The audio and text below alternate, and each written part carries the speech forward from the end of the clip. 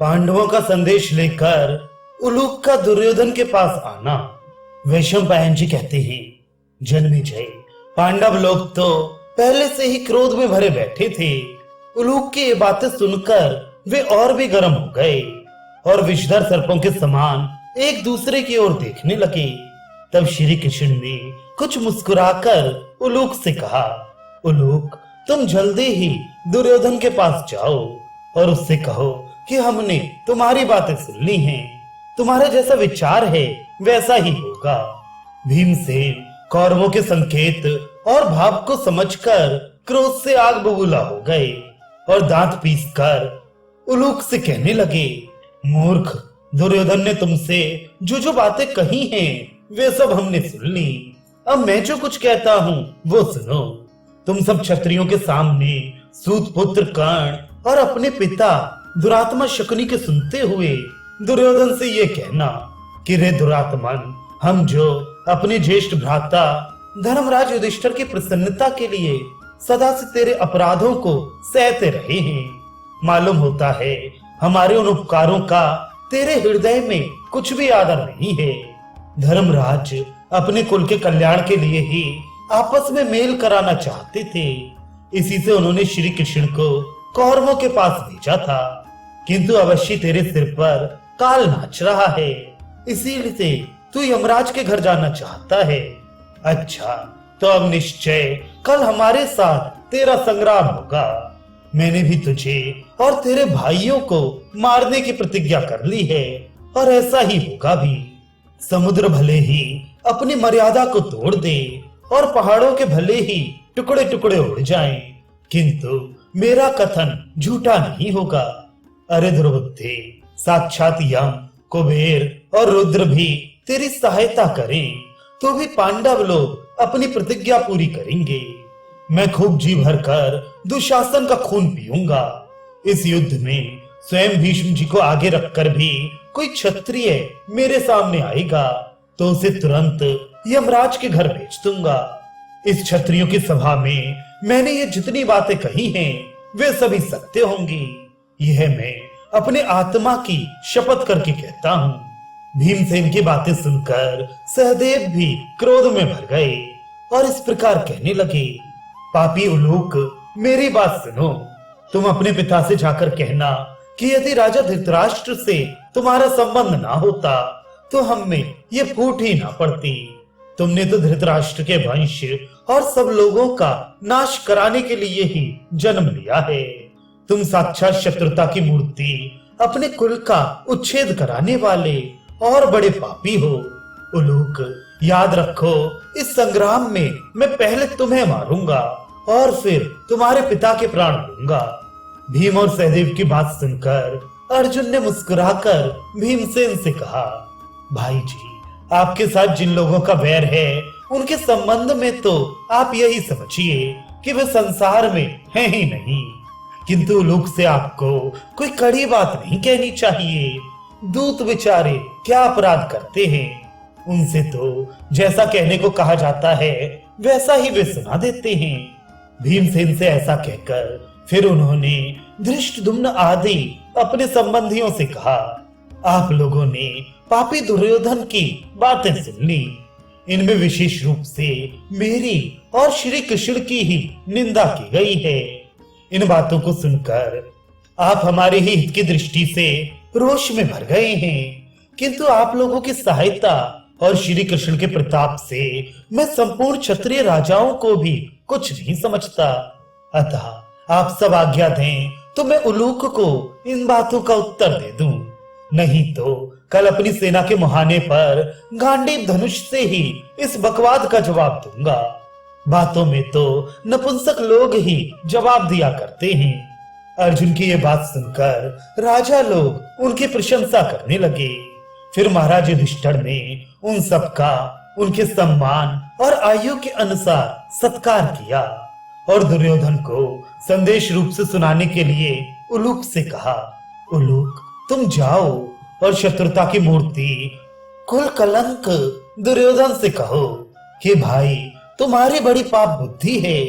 अब तुमने हमें युद्ध के लिए आमंत्रित तो कर ही लिया है, किंतु तुम क्षत्रिय हो, इसलिए हमारे माननीय भीष्म आदि को और स्नेहास्पद लक्ष्मण आदि को आगे रखकर हमसे युद्ध मत करना, बल्कि अपने और अपने सेवकों के पराक्रम के भरोसे ही पांडवों को युद्ध में बुलाना। देखो, पूरा पूरा क्षत्रियत्व निभाना। जो पुरुष दूसरों के पराक्रम का आश्रय लेकर शत्रुओं को संग्राम के लिए बुलाता है और स्वयं उससे लोहा लेने की शक्ति नहीं रखता, उसी को नपुंसक कहते हैं। श्री कृष्ण ने कहा, उलूक, इसके बाद तुम दुर्योधन से मेरा संदेश कहना कि अब कल ही तुम रणभूमि में आ जाओ और अपनी मर्दानगी दिखाओ। तुम जो ऐसा समझते हो कि कृष्ण युद्ध नहीं करेगा क्योंकि पांडवों ने इससे अर्जुन का सारथी बनने के लिए कहा है, क्या इसी से तुम्हें मेरा डर नहीं है? सो याद रखो, युद्ध के अंत में कोई भी नहीं बचेगा। आग जैसे घास फूस को जला देती है, उसी प्रकार अपने क्रोध से मैं सबको भस्म कर दूंगा। इस समय तो महाराज युधिष्ठिर की आज्ञा से मैं युद्ध करते हुए अर्जुन का सारथ्य ही करूंगा। अब कल तो तुम तीनों लोकों में यदि कहीं उड़कर जाना चाहोगे अथवा भूमि के भीतर घुसने का प्रयत्न करोगे तो भी वहीं तुम्हें अर्जुन का रथ दिखाई देगा। और तुम जो भीमसेन की प्रतिज्ञा को मिथ्या समझते हो, सो तुम समझ लो कि दुशासन का खून तो उन्होंने आज ही पी लिया। तुम व्यर्थ ऐसी उल्टी उल्टी बातें बनाते हो। महाराज युधिष्ठिर, भीमसेन, अर्जुन और नकुल सहदेव तो तुम्हें कुछ भी नहीं समझते।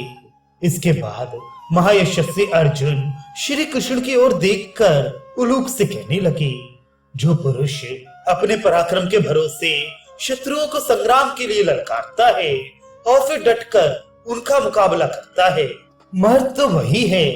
जाओ, तुम दुर्योधन से कहना कि सव्यसाची अर्जुन ने तुम्हारी चुनौती स्वीकार कर ली है। अब आज की रात बीतते ही युद्ध आरंभ हो जाएगा। मैं तुम्हारे सामने सबसे पहले कुरुवृद्ध पितामह भीष्म का ही संहार करूंगा। तुम्हारे अधर्मी भाई दुशासन से भीमसेन ने क्रोध में भरकर सभा में जो बात कही थी उसे भी तुम थोड़े ही दिनों में सत्य हुई देखोगे। दुर्योधन अभिमान, दर्प, क्रोध, कटुता, निष्ठुरता, अहंकार, क्रूरता, तीक्ष्णता, धर्म विद्वेष, गुरुजनों की बात ना मानने और अधर्म पर तुले रहने का दुष्परिणाम बहुत जल्द तुम्हारे सामने आ जाएगा। भीष्म, द्रोण और कर्ण के युद्ध स्थल में काम आते ही तुम अपने जीवन, राज्य और पुत्रों की आशा छोड़ बैठोगे। जब तुम अपने भाई और पुत्रों की मृत्यु का संवाद सुनोगे और भीमसेन तुम्हें मारने लगेंगे, तभी तुम्हें अपने कुकर्मों की याद आएगी। मैं तुमसे सच सच कहता हूँ, ये सभी बातें सत्य होकर रहेंगी। तदनंतर युधिष्ठिर ने फिर कहा, भैया उलूक, तुम दुर्योधन से जाकर मेरी यह बात कहना कि मैं तो कीड़े मकोड़ों को भी कष्ट पहुंचाना नहीं चाहता, फिर अपने सगे संबंधियों के नाश की इच्छा कैसे कर सकता हूँ। इसी से मैंने पहले ही केवल 5 गांव मांगे थे, किंतु तुम्हारा मन तृष्णा में डूबा हुआ है और तुम मूर्खता से ही व्यर्थ बकवाद किया करते हो। देखो, तुमने श्री कृष्ण की भी हितकारिणी शिक्षा ग्रहण नहीं की। अब अधिक कहने सुनने में क्या रखा है। तुम अपने बंधु बांधवों के सहित मैदान में आ जाओ। इसके बाद भीमसेन ने कहा, उलूक, दुर्योधन बड़ा ही दुर्बुद्धि, पापी, शठ, क्रूर, कुटिल और दुराचारी है। तुम मेरी ओर से उससे कहना कि मैंने सभा के बीच में जो प्रतिज्ञा की थी उसे मैं सत्य की शपथ करके कहता हूँ, अवश्य सत्य करूंगा। मैं रणभूमि में दुशासन को पछाड़कर उसका लहू पीऊंगा तथा तेरी जंघा को तोड़ूंगा और तेरे भाइयों को नष्ट कर डालूंगा। सच मान, मैं धृतराष्ट्र के सभी पुत्रों का काल हूँ। एक बात और भी सुन, मैं भाइयों के सहित तुझे मारकर धर्मराज के सामने ही तेरे सिर पर पैर रखूंगा। फिर नकुल ने कहा, उलूक, तुम धृतराष्ट्र के पुत्र दुर्योधन से कहना कि मैंने तुम्हारी सब बातें अच्छी तरह सुन ली हैं तुम मुझे जैसा करने के लिए कह रहे हो मैं वैसा ही करूंगा। सहदेव बोले, दुर्योधन तुम्हारा जो विचार है वह सब वृथा हो जाएगा और महाराज धृतराष्ट्र को तुम्हारे लिए शोक करना पड़ेगा। इसके पश्चात शिखंडी ने कहा, निसंदेह विधाता ने मुझे पितामह भीष्म के वध के लिए ही उत्पन्न किया है, इसलिए मैं सब धनुर्धरों के देखते देखते उन्हें धराशायी कर दूंगा। फिर धृष्टद्युम्न ने भी कहा, मेरी ओर से तुम दुर्योधन से कहना कि मैं द्रोणाचार्य को उनके साथी और संबंधियों के सहित मार डालूंगा। अंत में महाराज युधिष्ठिर ने करुणावश फिर कहा, मैं तो किसी भी प्रकार अपने कुटुंबियों का वध नहीं करना चाहता। ये सब नौबत तो तुम्हारे ही दोष से आई है। और उलूक, अब तुम या तो जाओ या रहने की इच्छा हो तो यहीं रहो, हम भी तुम्हारे संबंधी ही हैं। तब उलूक महाराज युधिष्ठिर की आज्ञा पा राजा दुर्योधन के पास आया और उसे अर्जुन का संदेश जो का त्यों सुना दिया। तथा श्री कृष्ण, भीमसेन और धर्मराज युधिष्ठिर के पुरुषार्थ का वर्णन कर नकुल, विराट, द्रुपद, सहदेव, धृष्टद्युम्न, शिखंडी और श्री कृष्ण तथा अर्जुन ने जो जो बातें कही थीं, वे सब उसी प्रकार सुना दी। उलूक की बातें सुनकर राजा दुर्योधन ने दुशासन, कर्ण और शकुनी से कहा कि सब राजाओं को तथा अपनी और अपने मित्रों की सेना को आज्ञा दे दो कि कल सूर्योदय होने से पहले ही सब सेनापति तैयार हो जाएं। तब कर्ण की आज्ञा से दूतों ने संपूर्ण सेना और राजाओं को दुर्योधन का यह आदेश सुना दिया। इधर उलूक की बातें सुनकर कुंती नंदन युधिष्ठिर ने भी धृष्टद्युम्न के नेतृत्व में अपनी चतुरांगणी सेना का कूच करा दिया।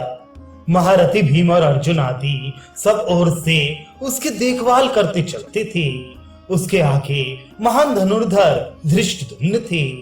उन्होंने जिस वीर का जैसा बल और उत्साह था उसे उसी कोटि के प्रतिपक्षी से युद्ध करने की आज्ञा दी।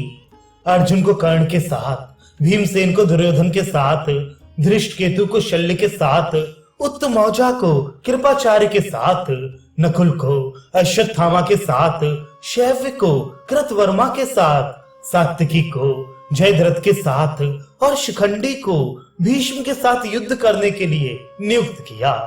इसी प्रकार सहदेव को शकुनी से, चेकितान को शल से, द्रौपदी के 5 पुत्रों को त्रिगर्त वीरों से और अभिमन्यु को वृषसेन तथा अन्य राजाओं से भिड़ने का आदेश दिया, क्योंकि वे उसे संग्राम भूमि में अर्जुन की अपेक्षा भी अधिक शक्तिशाली समझते थे।